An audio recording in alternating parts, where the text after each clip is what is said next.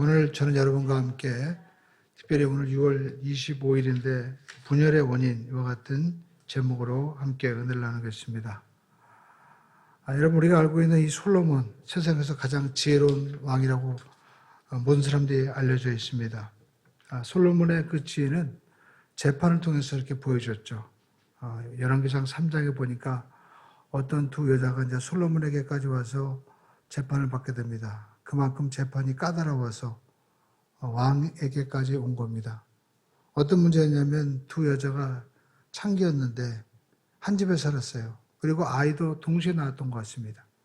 그런데 어느 날 출산한 지 한 3일 돼가지고 아주 정말 아이가 어린 때죠. 구분도 할 수 없는데 자고 일어났는데 옆에 아이를 끼고 잤는데 한 아이가 죽은 거예요.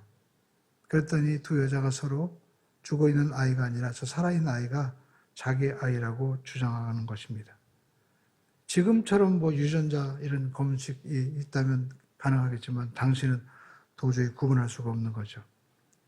그래서 이 재판 문제가 솔로몬에게까지 온 겁니다.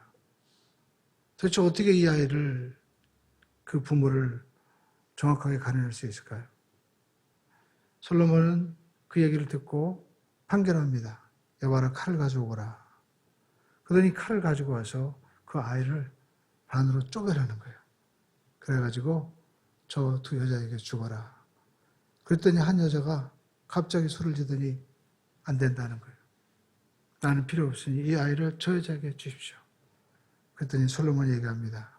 저 주라고 한 여자가 진짜 어머니다 하면서 그 여자에게 아이를 주라고 이야기합니다.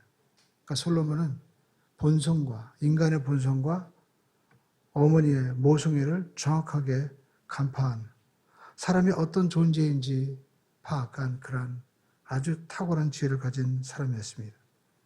또 솔로몬은 그의 부가 어마어마했습니다. 열왕기상 10장 우리가 23절에 보면 한마디로 얘기하죠. 열왕기상 10장 여러분 한번 펴보셔서 한번 읽어보십시오. 솔로몬 왕의 재산과 지혜가 세상에 어느 왕보다 크니라 라고 말씀을 하고 있습니다. 우리가 열왕기상 10장 23절에 보면 정말 세상의 모든 왕보다 그 부와 힘이 크다고 얘기했는데 우리가 보면 그가 가지고 있는 여러 가지 이야기가 나옵니다. 10장 16절에 보면 금방패가 나옵니다. 금방패. 그리고 한 해에 걷어들이는 그 세수가 금으로 따지면 26톤이 되었다고 얘기합니다. 그리고 특이한 점은 그 계단이 그 6계단이 솔로몬 보좌 앞에 펼쳐져 있는데 그 계단에 누가 있느냐? 계단 하나마다 사자가 한 마리씩 탁 서 있는 거예요. 성경은 그것을 말씀을 하고 있습니다. 가만히 생각하니까 왜 그럴까 했더니 세상 어느 나라에도 그런 나라가 없는 거예요.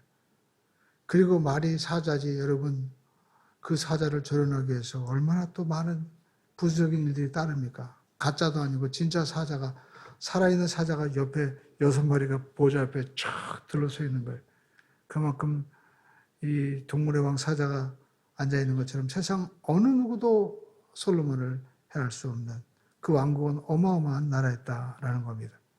그런데 다윗의 뒤를 이어서 이 솔로몬 왕국이 엄청나게 부해지고 발전했는데 솔로몬이 죽고 난 다음에 그 나라는 남북으로 분단되고 말았다라는 것입니다. 마치 우리나라가 6.25로 인해서 남북으로 분단된 것처럼 우리는 이 말씀 속에서 정말 이 분열의 원인이 과연 어디 있었을까? 이것을 한번 생각해 봐야 됩니다. 첫 번째, 하나님을 떠나면 나를 따르던 사람도 떠난다는 것입니다. 우리가 성경을 읽을 때 한 구절도 중요하지만 성경의 이 흐름을 우리가 볼 수 있어야 됩니다. 그래서 열왕기상 10장, 11장, 12장에 걸쳐서 전체적으로 보면 하나의 흐름이 나옵니다. 이 남북이 갈라지고 또 솔로몬 이후에 왜 반역이 일어나는지에 대한 이유들을 이렇게 막 말씀하고 있는데 우리가 10장에 보면 스바 왕이 솔로몬의 지혜가 얼마나 대단한지 많은 향품과 금과 귀한 것들을 가지고 그를 방문하는 장면이 나옵니다. 그만큼 세상 그 어떤 사람이든지 솔로몬을 이렇게 보고 싶어 했다는 거예요. 그리고 그의 부가 얼마나 대단한지 그가 가지고 있는 금방패 그리고 군사력 많은 것들을 보여줍니다. 그런데 11장에 와서는 솔로몬이 하나님을 떠나는, 하나님의 그 마음이 하나님을 떠나는 내용이 나와요. 우리가 11장 9절에 보면 하나님은요, 솔로몬에게 2번이나 나타나서 너는 이방신을 따르지 말라고 경고를 합니다.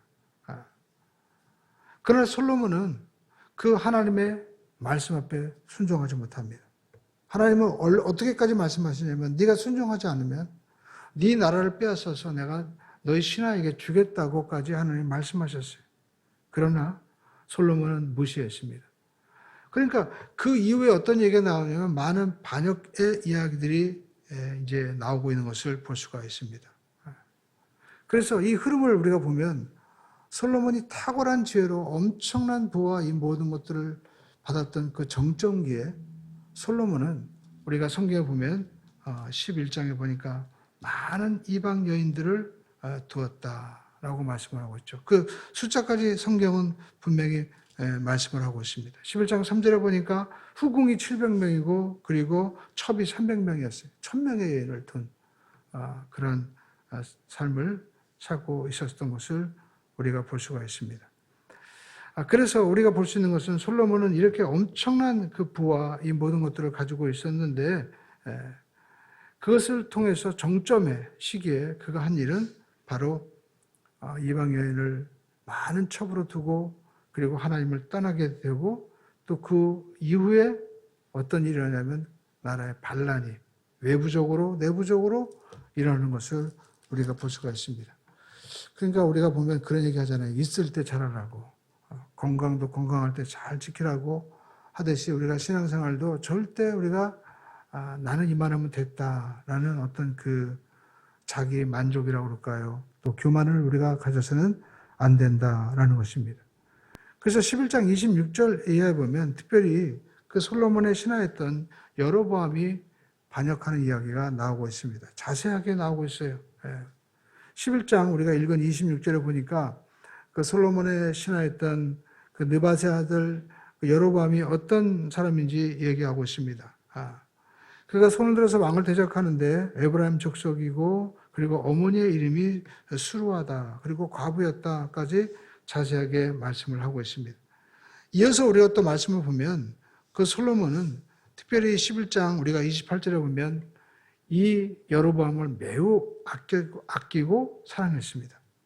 과부였죠. 그러니까 얼마나 솔로몬이 볼 때 좀 안타까웠겠어요.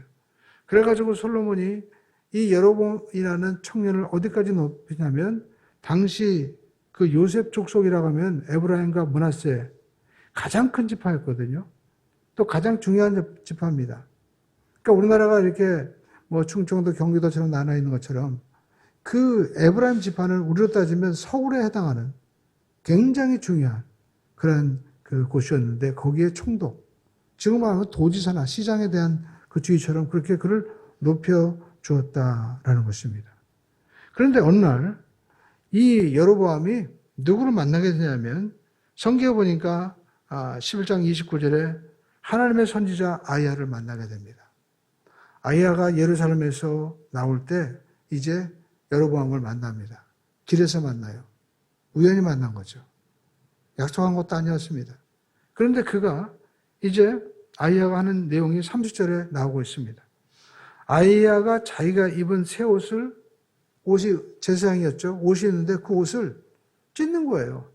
몇 개로 찢었을까요? 12개로 찢었습니다. 12조각으로 찢은 거예요. 그리고 여로보암에게 이제 31절에 말씀하고 있습니다. 여로보암에게 이르되 너는 10조각을 가져라. 10조각을 가진 이유가 뭐냐? 이스라엘의 그 10지파를 하나님께서 내게 솔로몬에게 빼앗아서 내게 주겠다는 거예요. 그러니까 우리가 여기서 알 수 있는 것은 지금 나라가 쪼개지는데 그 쪼개지는 그 일을 하게 하는 분이 하나님이고 그리고 또 그 이유가 뭐냐? 왜 나에게 10지파를 주십니까? 라고 할 때 33절에 그 답을 또 말씀하고 있습니다. 33절에 보시죠. 이는 그들이 나를 버리고 그러니까 솔로몬이 하나님을 버렸다는 거예요. 그리고 시돈 사람의 여신 아스토락과 모압의 신 그다음에 그모스와 암몬의 신 밀검을 경배하며 그의 아버지 다윗의 행함 같지 아니하고 내 길로 행하지 아니하며 나 보기에 정직한 일과 내 법도와 율례를 행하지 아니하였다라고 말씀하고 있습니다. 그러니까 이방의 그 신들을 섬기면서 아버지가 신앙생활했던 그 믿음의 길로 가지 않고 그리고 하나님 보시기에도 정직한, 그러니까 하나님 볼 때 정직하다는 것은 바르다는 것이죠. 그 길로 가지 않았다라는 것입니다. 그러니까 솔로몬이 결국 아버지 다윗이 가던 그 길을 가지 않고 자기가 그냥 원하는 대로 여기 나와 있는 밀검신과 아스타롯 이거 뭡니까? 당시 세상에 유행하던 풍습이겠죠. 사람들이 다 좋아하던 명예, 권력, 쾌락을 다 쫓아가면서 살고 있었다는 거예요. 그렇기 때문에 내가 이 나라를 누구에게 주겠냐? 바로 솔로몬에게 빼앗아서 너에게 주겠다고 말씀하고 있어요. 그런데 말씀하고 있죠. 하나님이 내가 아버지 다윗을 봐서 솔로몬이 살아있을 때는 그렇게 하지 않지만 이제 솔로몬이 사후에 그렇게 하겠다라고 말씀합니다. 그런데 이 일이 이제 알려졌겠죠. 솔로몬은 어떤 반응을 보였을까요? 우리가 성경 보면 11장 우리가 40절에 보니까 그러므로 솔로몬이 여로보암을 죽이려 하매 여로보암이 일어나 애굽으로 도망하여 애굽 왕 시삭에게 이르러 솔로몬이 죽기까지 애굽에 있었다. 결국 솔로몬은 이 일을 통해서 나타난 반응이 뭐냐면 하나님이 왜 나를 이렇게 축복하시고 다윗에게 언약한 이 언약의 말씀을 이루면서 성전까지 내가 건축했는데 왜 이렇게 했었을까라고 생각하지 않고 그 일에 대해서 그를 죽이려고 했다는 거예요. 우리는 여기서 6.25가 일어날 원인도 한번 살펴볼 필요가 있습니다. 왜 우리는 동족 상잔의 비극을 겪고 또 6.25 우리가 특이한 점은 우리 우크라이나 전쟁에서 보지만 전 세계에서 전쟁이 났다고 그 나라 도쿄에서 파병하고 돕는 것은 쉽지 않습니다. 그런데 우리나라 같은 경우에는 그렇게 중요한 나라도 아님에도 불구하고 전 세계에서 유엔에서 정말 전부 다 파견되어 가지고 이 나라에 수많은 젊은이들이 와서 피를 흘리고 죽어갔다는 겁니다. 그리고 당시에 소련이 반대했으면 파병이 안 됐어요. 근데 역사 기록에 보면 소련의 대표가 참석하기 위해서 오는데 차가 고장난 거예요. 그래가지고 차 고치고 와보니까 이미 회의는 끝나버렸어요. 그래서 파병이 결정나버린 겁니다. 정말 우연이라고 하기에는 우리가 설명이 안 되는 것이죠. 자, 이런 나라가 우리 대한민국인데 왜 전쟁이 일어났느냐? 많은 원인이 있지만 우리가 신앙적으로 보면 이제 1936년에 일제강점기 때 평양에 기독교 신학교 그 학교들이 있었습니다. 미션 스쿨들이. 근데 신사참배를 그들이 다 거절한 거예요. 그러니까 일본은 학교를 폐쇄시키기로 결정을 해버렸습니다. 근데 거기에 대해서 기독교계가 어떻게 반응했냐면 당시 먼저 천주교도 우리 그럼 신사참배 하겠습니다 라고 결의를 해버렸어요. 그랬더니 성결교, 감리교 그리고 장로교가 다 결의를 하면서 이것은 국민 의례니까 우리가 하겠다라고 얘기했지만 그것은 배교 행위였습니다. 왜냐하면 장로교 총회 모든 임원들이 평양 신사에 가서 절을 한 것뿐만 아니라 일본에 가서 참새했고 그리고 또 논문을 우리가 참조하면 목사들이 한강 그리고 또 이 부산 송도 앞바다에서 신사에서 일본 신사에서 파견한 절 스님들이 있습니다. 절 그 종들이 세례를 베푸는 거예요.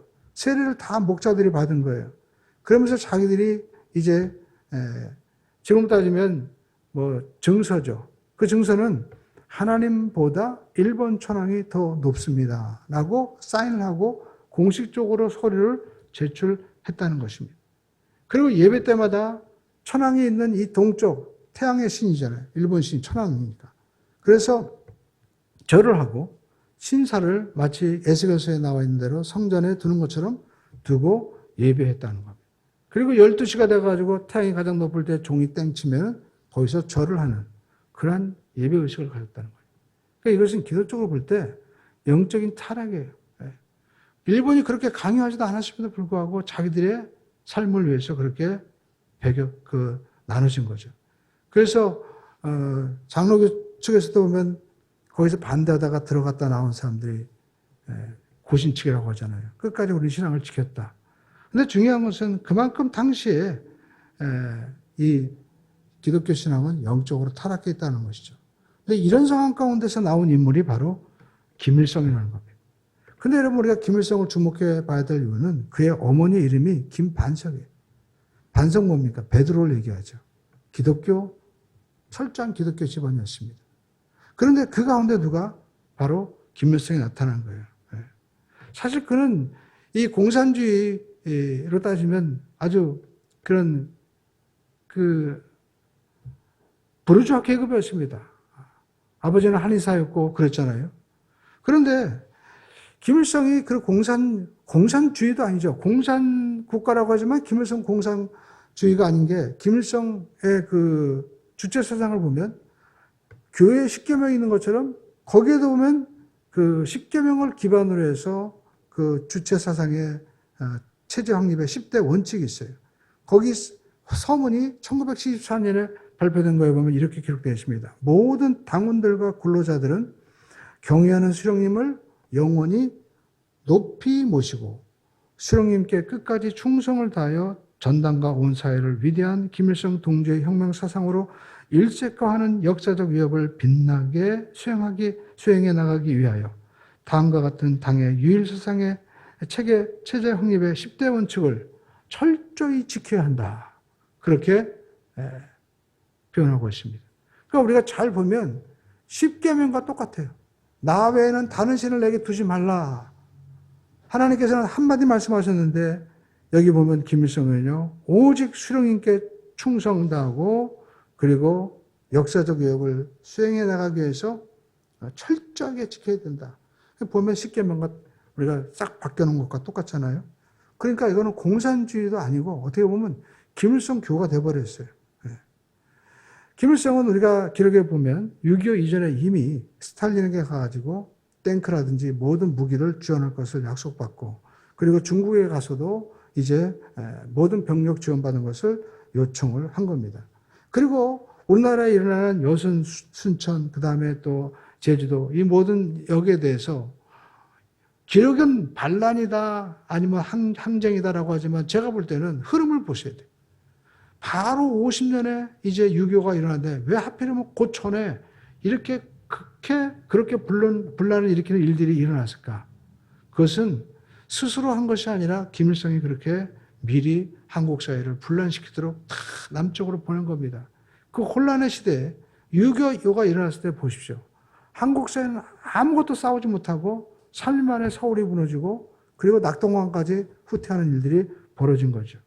그러니까 우리가 이것을 볼 때 이것이 전쟁이 일어난 것이 우연히 일어난 것이냐 아니면 그 시대적인 흐름을 보면 기독교가 타락하고 사람들이 공론이 분열되는 이 모든 것들이 결코 우리가 하나님을 버린 신앙과 우리가 정말 무관한 것이냐라고 할 수 없는 거죠. 신앙적으로 볼 때는 하나님을 버릴 때 결국 그들이 일본을 섬기겠다고 안주하려고 했지만 일본도 망하고 그리고 자신들도 망하는 일들이 벌어졌다는 것입니다. 그래서 우리가 알고 있는 한경주 목사님이나 이런 분들은 북한에서 이제 다 내려왔잖아요. 알고 보니까 김일성은 믿을 사람이 못 되다. 다 내려왔습니다. 그래서 세운 것이 뭡니까? 영락교회와 모든 교회를 세웠죠. 그러면서 한경주 목사님도 얘기했습니다. 그가 상을 받을 때 나는 상 받을 자격이 없습니다. 나는 신사참배를 한 사람입니다. 하면서 회개를 했다는 거예요. 그러니까 이런 흐름 속에서 한국 기독교회가 지금 서 있다는 것입니다. 그렇다면 우리가 살고 있는 이 시대가 지금 선진국이 되었고 그리고 많은 이러한 부와 그리고 엄청난 복을 우리가 받았다면 우리는 과연 무엇을 해야 될 것인가 이 시대에 다시 한번 물어보고 우리 후대들에게도 이 일을 신앙적으로 우리가 알려줘야 되는 것입니다. 그리고 우리가 보면 이 솔로몬의 반역의 원인을 살펴봐야 됩니다. 우리가 솔로몬 왕국의 이 그 분열과 반란을 보면 작게는 우리 인생에게도 이러한 일들이 일어날 수 있다는 것이죠. 우리 인생에도 보면 비극과 또 배반, 슬픔이 반복되는 겁니다. 왜 그럴까요? 우리가 성경적으로 보면 하나님을 떠나면 하나님을 떠난 역사는 결국 비극과 반란이 있는 거예요. 아담과 하와가 에덴에서 하나님의 말씀을 지킬 때는 그들이 아무런 다툼이 없었습니다. 그러나 하나님의 말씀을 고역하고 에덴을 떠났을 때 그들이 하는 대화를 보시죠. 아담은 얘기합니다. 하나님이 주신 저 여자 때문에 이런 일이 벌어졌고 또 하와는 하나님 피조물 뱀 때문에 이런 일이 벌어졌습니다 하면서 서로가 갈라서는 것을 볼 수가 있죠. 그래서 우리가 하나님을 떠나면 내가 아끼던 믿었던 소중했던 것들도 나를 떠나고 배신이 반복된다는 것입니다. 이스라엘의 반역의 이 역사를 성경은 우리에게 말씀을 하고 있는데 여기 보면 여로보암이 자기가 하고 싶은 것이 아니라 아이야 선지자를 통하여 하나님이 말씀하신 거예요. 10지파를 내게 줄 것이다. 그래서 우리는 이 모습에서 우리 환경 가운데 일어나고 있는 여러 가지 고난과 또 재앙, 이것을 우리는 어떤 인재 그리고 어떤 환경적인 조건에서 우리가 찾으려고 하지만 이 모든 것들을 허락하는 분이 계신다라는 겁니다. 그분은 바로 하나님이시다라는 것입니다. 그러니까 이스라엘 나라가 지금 두 쪽이 되는 이 문제, 그것은 바로 느밧의 아들 바로 르호보암에게 있는 것이 아니다라는 것을 성경은 우리에게 말씀을 하고 있는 것이죠. 솔로몬 시대는 그 어느 시대 때보다도 우리가 성경에 보면 그 아주 풍요로운 시대였습니다. 그리고 군사적으로도 강한 시대였어요. 그러니까 군사적, 경제적 어떤 문제로 인해서 나라가 나눠진 것이 아니라 성경 우리에게 말씀하고 있죠. 솔로몬이 하나님을 떠났기 때문에 이런 비극의 역사가 나타나고 있다라는 것을 우리에게 말씀하고 있는 것입니다. 그렇다면 우리의 삶 가운데도 마찬가지일 것입니다. 우리는 세상적으로 그 어느 때보다도 우리는 모든 좋은 여건들을 누릴 수 있는 시대에 살아가고 있습니다. 그러나 우리가 하나님을 저버리면 절대 안 된다는 것입니다. 하나님을 저버리면 우리가 믿던 모든 것들도 우리를 저버리게 된다는 것입니다. 쉽게 가지고 우리가 권력을 쫓아 사는 사람들 보시죠. 결국 권력에 의해서 자신뿐만 아니라 가족들까지 희생당하는 것을 우리가 보지 않습니까? 물질도 마찬가지죠. 우리가 뭐 드라마에서 보면 많은 이 재벌가의 이야기들이 왜 그렇게 가족들이 정말 막장 드라마로 나갑니까? 권력을 쫓아가는, 물질을 쫓아가는 자에게 그 물질과 또 이 모든 것들이 우상시하는 것들이 그 사람을 보여줄 것 같지만 반드시 배반한다는 것이죠. 우리가 지금 인터넷 시대에 많은 사람들은 환호했습니다. 정말 우리에게 정말 놀라운 인터넷 시대가 열렸구나. 그런데 그것을 뛰어넘어서 막 인공지능이 나오고 인공지능이 나오면 어떤 기술과 이 모든 것들이 인간을 굉장히 이롭게 할 거라고 생각했는데 지금 이 시대는 어떤 회의가 열립니까?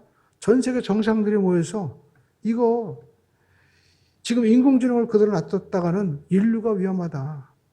결국 우리가 그렇게 믿었지만 여러분 배신한다는 거예요. 하나님 외에 절대시 할 것이 아무것도 없다는 것입니다.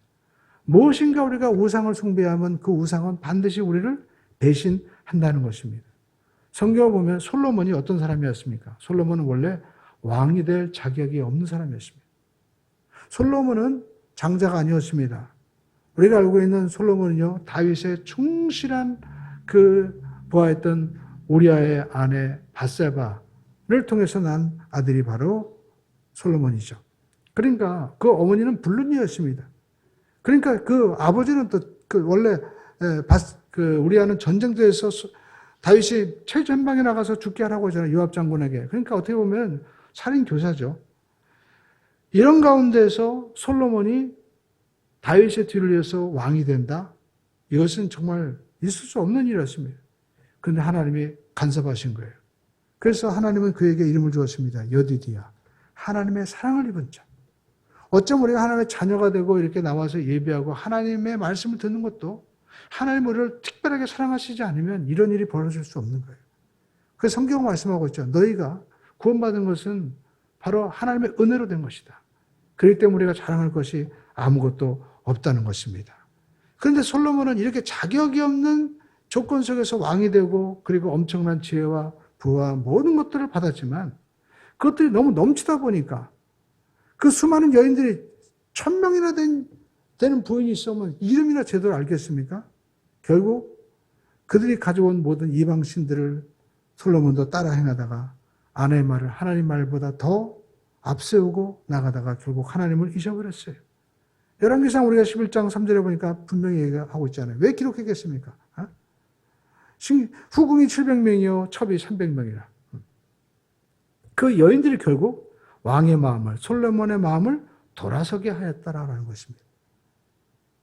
그러니까 우리가 지나치게 우상시하고 너무 많은 것을 욕심을 내면 그것으로 인해서 우리가 하나님을 잊어버리는 결과가 있다는 것입니다. 원래 솔로몬은 부족격자였어요.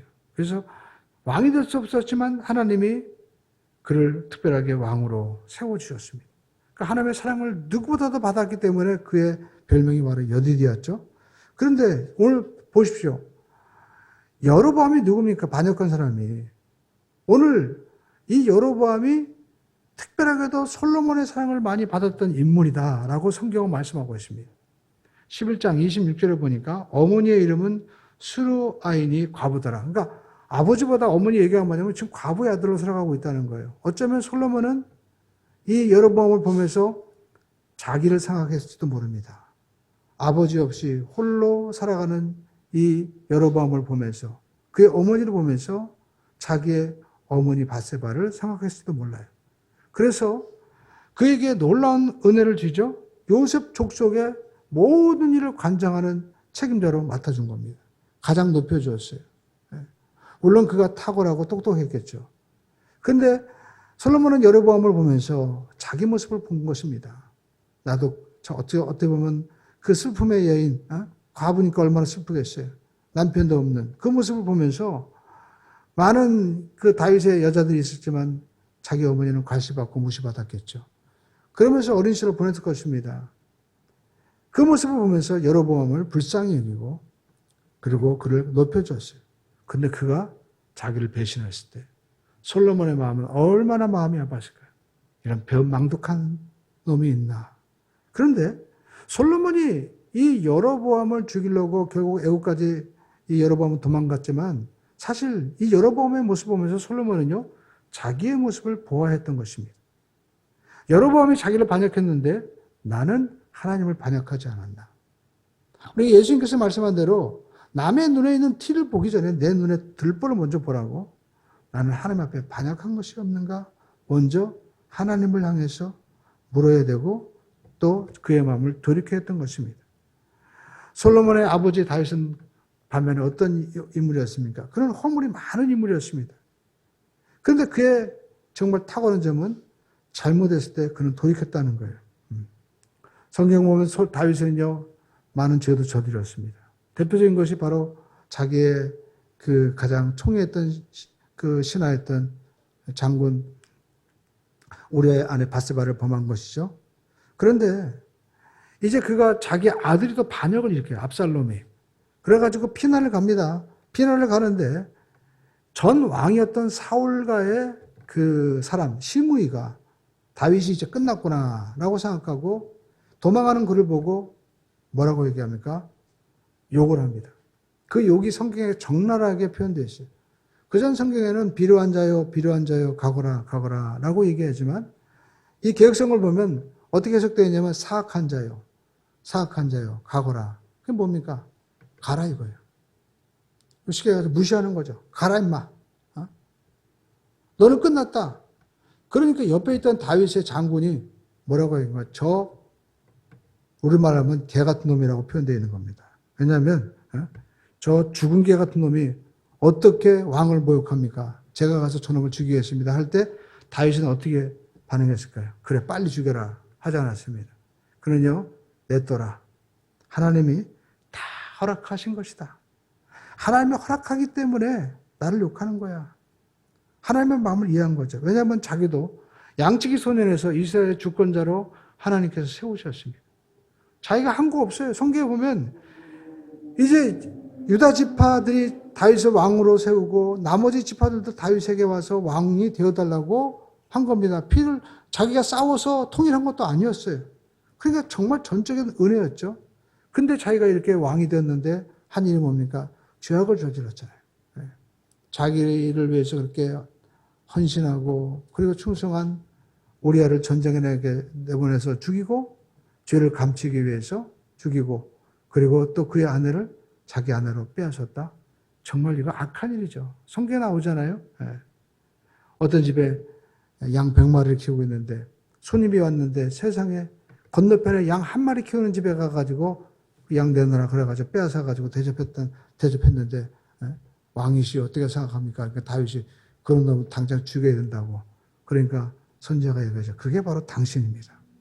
당신 주위에 수많은 여자들이 있는데 어떻게 하나밖에 없는 그 아내만을 바라보고 있는 우리아를 당신이 그렇게 죽일 수 있습니까? 할 때 다윗은 그가 참회하고 통회하죠. 이처럼 다윗은 자기가 잘못한 것에 대해서 엎드릴 줄 알았고 남들이 자기를 욕했음에도 불구하고 하나님께서 허락하시는 것이다. 하나님께서 은혜를 주셔서 이렇게 내가 주권자가 되었음에도 불구하고 내가 반응했구나 하고 오히려 그것을 받아들였다라는 것입니다. 그러니까 솔로몬의 입장에서는 여로보암이 저렇게 반역하고 나갈 때 자기를 돌아볼 수 있는 기회였던 거예요. 나도 하나님을 사랑하고 때로는 그전에는 하나님이 나를 여디디아라고 그렇게 얘기하셨는데 내가 하나님을 반역하고 밀고 또 많은 아스타를 섬기면서 이방 여인을 그렇게 많이 두고 하나님 보시기에 기뻐하지 않은 일을 하니까 하나님께서 저렇게 반란을 통해서 내가 가장 사랑했던 저 여로보암을 통해서 나에게 하나님의 마음을 깨닫게 하시는구나 라고 그 마음을 전하고자 하는 마음을 깨닫고 그가 돌이켰어야 되는 것입니다. 그런데 그는 돌이키지 못했던 거예요. 여러분 우리는 이 세상을 살면서도 그런 일이 있을 수 있습니다. 어떻게 회사가 나를 그럴 수 있어? 내가 열심히 회사를 위해서 누구보다도 충성히 일했는데 그리고 어떻게 그 사람이 나를 반역할 수 있냐? 아니 집안에서도 어떻게 그럴 수가 있어라고 할 수 있어요. 그러나 여러분 우리는 그때 그 사람을 보는 것이 아니라 나의 모습을 볼 수 있어야 된다는 것입니다. 그럴 수도 있다는 거예요. 그러면서 이것은 하나님이 내가 하나님 앞에 올바로 서기 위해서 하나님이 역사하시는 오히려 은혜구나라고 돌이킬 수 있어야 된다는 것입니다. 그래서 우리는 세 번째, 우리는 영혼의 문제를 해결해야 됩니다. 성경은 우리에게 분명히 말씀하고 있습니다. 우리가 범사에 어려운 일을 겪고 또 때로는 아픔과 고통이 있을 때 하나님은 우리에게 요한삼서 1장 2절을 통하여 분명히 말씀하고 있습니다. 따라하겠습니다. 사랑하는 자여, 내 영혼이 잘된 것 같이 내가 범사에 잘되고 강건하기를 간구하노라. 예. 먼저 영혼이 잘 돼야 된다는 것입니다. 왜냐하면 영혼이 잘 되는 것이 범사와 또 우리의 모든 건강에 직결되어 있다는 것입니다. 그러니까 우리 삶 가운데 문제가 있고 때로는 어려움이 있을 때 우리는 하나님 앞에 내 영혼이 올바로 서 있나 우리가 살펴봐야 된다라는 것입니다. 하나님께서는 오늘 솔로몬을 여로보암의 이 반역의 사건을 통하여 생각하기를 원했던 거예요. 너는 지금 어떤 위치에 서 있는가? 사실 이 여로보암의 반란뿐만 아니라 많은 일들이 있었습니다. 그러나 이 모든 것들은 사실 솔로몬 시대 나라가 갈라지도 않고 그리고 솔로몬에게 어려움을 주었지만 솔로몬은 거기에 대해서 믿음으로 반응하지 못했다라는 것입니다. 그러나 우리가 알 것은 우리가 하나님께서 우리에게 어려움을 줄 때 우리가 믿음으로 반응하면 하나님은 우리에게 은혜를 주신다는 거예요. 성경 역대하 12장 1절에 보니까 그의 솔로몬의 아들 르호보암에 대해서도 이와 같이 말씀하고 있습니다. 12장 1절에 역대하 12장 1절에 보면 르호보암의 나라가 견고하고 세력이 강해지며 그가 하나님의 율법을 버리니 온 이스라엘이 본받았다라고 말씀하고 있죠.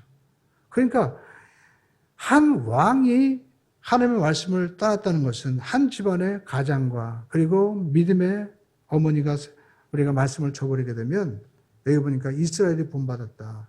자녀들뿐만 아니라 주위의 삶까지 영향을 미치게 된다는 것입니다. 그러니까 우리가 영혼이 잘 되는 것은 내 개인의 문제가 아니에요. 집안이 살고 죽느냐. 또 크게 나가서는 나라가 살고 죽느냐. 아니 우리 인류가 살고 죽느냐의 문제가 바로 여기에 달려져 있다는 것입니다. 그러므로 우리가 어렵고 힘들 때 왜 나한테 이런 일이 일어나야 되냐라고 우리가 화풀이하거나 싸우지 말고 다윗처럼 하나님 제가 이러한 욕을 얻어먹어도 마땅합니다. 나는 형편없는 죄인입니다. 하나님 저를 불쌍히 여겨주시옵소서. 순종하겠습니다. 라고 반응해야만 되는 것이죠.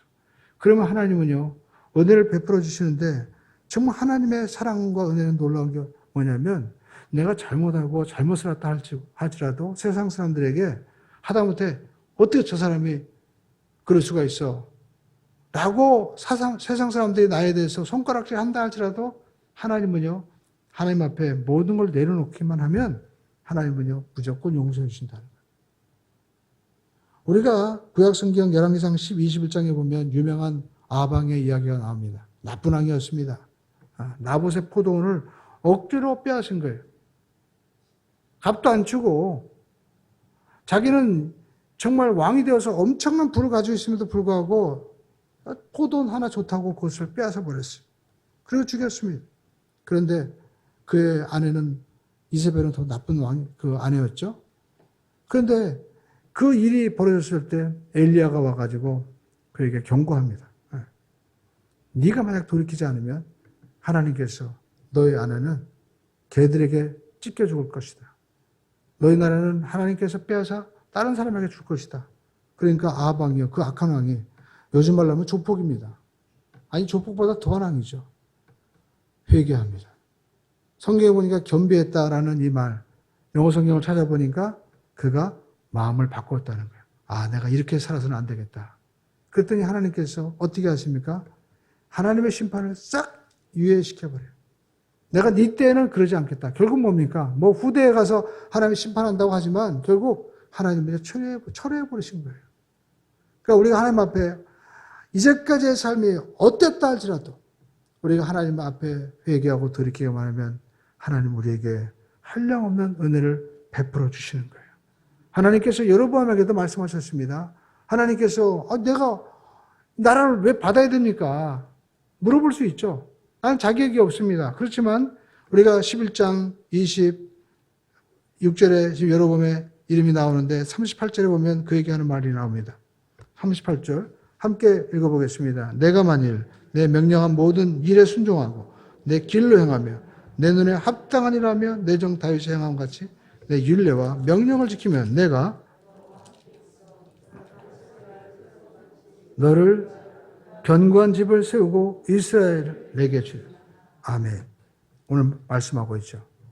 그는 여로보암은 과부의 아들이었습니다. 그렇지만 하나님께서 선지자 아이야를 통해서 말씀하고 있죠. 믿음의 길로 행하라. 그렇다면 하나님께서 다윗의 그 집안을 내가 세운 것처럼 너희 집안을 세울 것이고 그리고 내 율례와 계명을 지키고 행한다면 내가 너와 함께 할 것이다. 이 말씀은 오늘 우리에게도 똑같이 적용되는 겁니다. 저와 여러분이 이제까지 어떻게 살았던 상관이 없어요. 이제 하나님의 말씀 앞에 듣고 하나님 저도 돌이키겠습니다. 하나님 다윗의 길을 내가 가겠습니다. 할 때 하나님이 약속하십니다. 그럼 내가 너와 함께 할 거야. 임마누엘 하겠다. 그리고 오늘 말씀하고 있죠. 이스라엘을 내게 주리라. 이스라엘이 뭡니까? 하나님이 다스리는 것입니다. 너는 이제 야곱이 아니라 이스라엘이다. 이긴 자가 되었다. 여러분에게 어떤 환경 가운데도 이기게 하시는 축복을 하나님이 주신다는 것입니다. 이 약속이 우리 모두에게 넘치게 되기를 주님의 이름으로 축원을 드립니다.